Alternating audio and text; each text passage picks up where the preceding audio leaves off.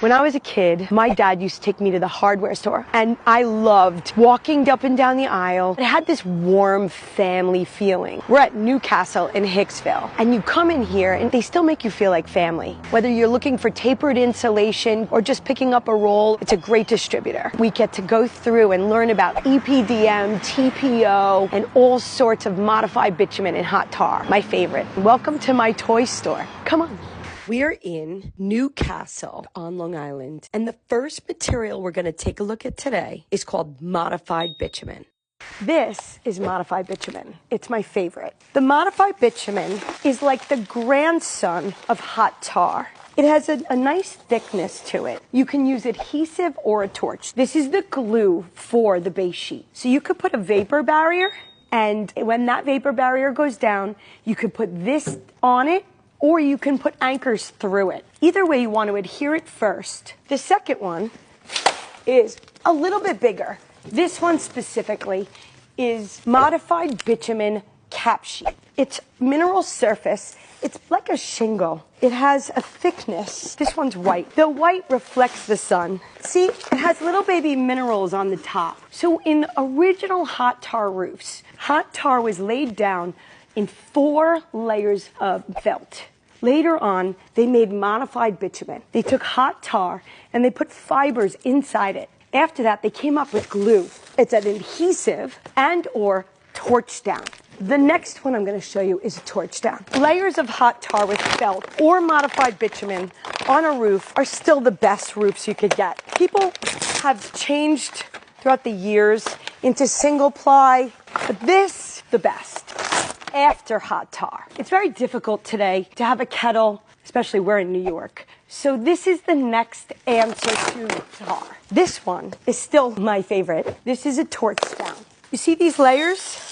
When you hit this, you hit it with a torch and you heat it up and it welds down. The greatest thing about a hot torch roof, there's no cure rate, meaning it is adhered immediately. It doesn't take a while. Adhesives could take a little time, up to 48 hours to cure. So sometimes on a cap sheet or a base sheet, we actually hit this with a heat welder. You can use a torch and you actually heat weld the seams. So you could put the glue on the layers, and then at the end of the day, you can heat weld the seams. That way, if there's weather coming, you know the seam is tight. And it's one of the things I love about modified bitumen. When you have an older roof and you don't have the budget to rip it, there are other opportunities like this, whether it's rubber, TPO, or modified bitumen. If you prepare the surface correctly and check for water below, you can have another option in lieu of ripping it. This is called Gecko. There's a bleed trap, which is the primer, and it actually gets into all of the nooks and crannies of the roof, and it fills in the areas.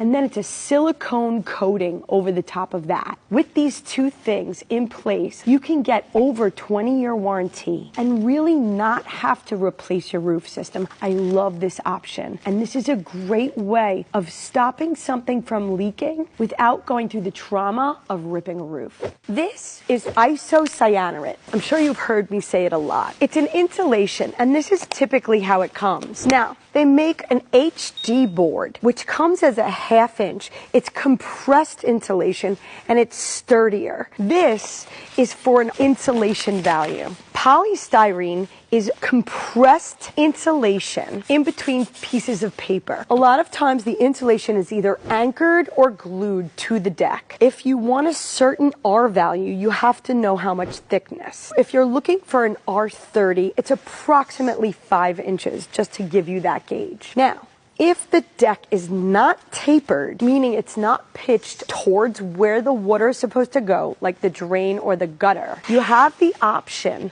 of tapered insulation. This is when you have concrete or a metal deck. You need to taper it from the roof down. And on top of the deck, you glue or anchor tapered insulation. See the thicknesses? They're all different, and these are layered together and tapering the deck. At Newcastle, they actually design for you tapered insulation on a roof. So if you have 2 drains, all you have to do is give them a floor plan, and they can tell you exactly which boards and design a system of tapered insulation. I love this aisle, isn't it fun? There are some things you can use. This is Suprema Alsan This is a liquid deck coating. It's a PMMA material, and actually it's a two-part. You can put together and you mix it, and it actually lays inside the modified bitumen and it acts like a deck coating and mixes it together. It's probably one of my favorite things to do.